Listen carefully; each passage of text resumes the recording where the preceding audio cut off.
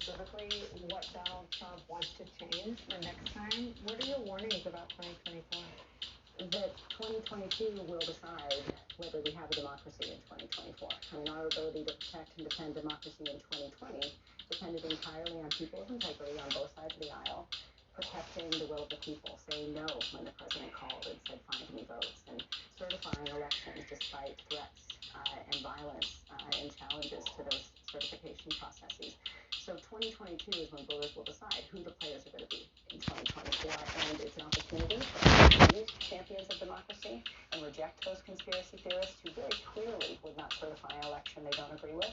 But it remains to be seen what voters are going to do, and I'm hopeful that we can make the right choice, but it's our opportunity between now and election day to make clear to voters in states like Michigan, Georgia, Arizona, and Nevada that democracy is on the line, and their vote this year will determine its future. If you look at this from the other side, right? Like look at this from the pro-Trump, up is down is up, the denial of the reality that Bill Barr said is the reality, that Chris Krebs said is the reality, that Mark Esper said is the reality, which is the reality is Trump lost. He lost decisively. And he lost all the states that he still continues to fixate on, including Michigan.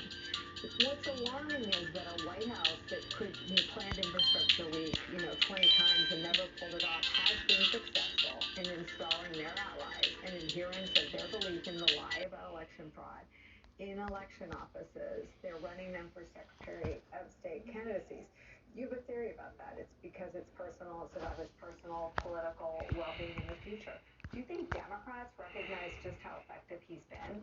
No, I don't, because we're still just seeing the beginning of that. I saw it firsthand as we faced down and fought back those threats in 2020. But a lot of folks are just, thanks in part to the work of the January 6th committee, realizing how close we came to an actual overturning of a legitimate presidential election. And I think if that truth continues to come out, people will start to see it, and we need to attach the action of voting, rejecting those who still reject the 2020 election, and I think that attaching that truth to action can help us come out of this moment with a perhaps even healthier democracy than ever before. But one thing history taught us, and one thing my experience has showed, is that democracy depends on people standing up and fighting for it, putting democracy in America beyond their partisan interests. And the more people do that, including more Republicans doing that, and just furthering truth and democracy, we can survive this. But the next 6-7 months is going to really determine what choice American voters and American citizens make in that regard. On that note, I want to bring in someone from the other party who sees things, at least as it concerns democracy, the same way you do. You're sticking around. And we'll talk about how Democrats can shake voters out of what feels like denial, that American democracy really is on the line, that it is facing an existential threat right now, today. The author of a new op-ed will be our guest at the first break. Don't go anywhere.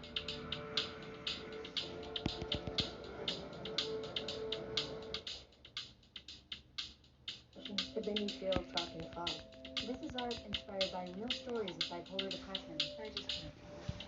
The lows of bipolar depression can take you to a dark place.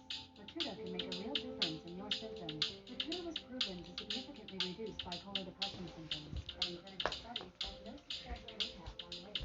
This is what I want to do.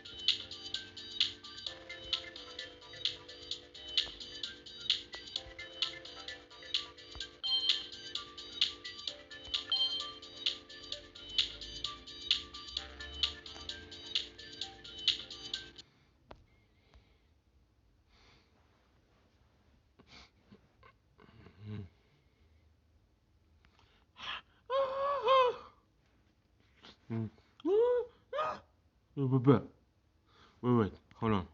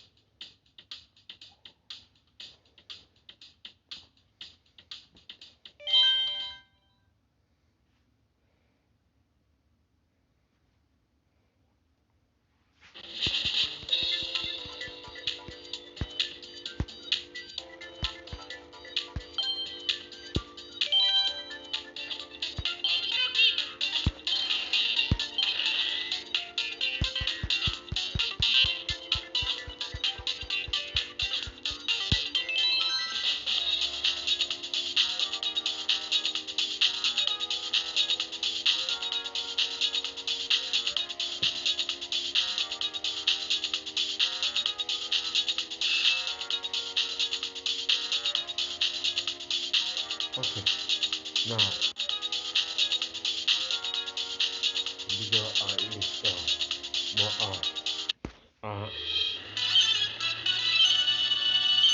well, I don't know.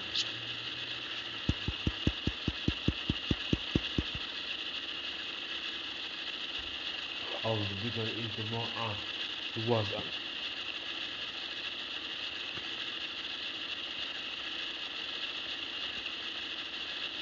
Let's click into gut.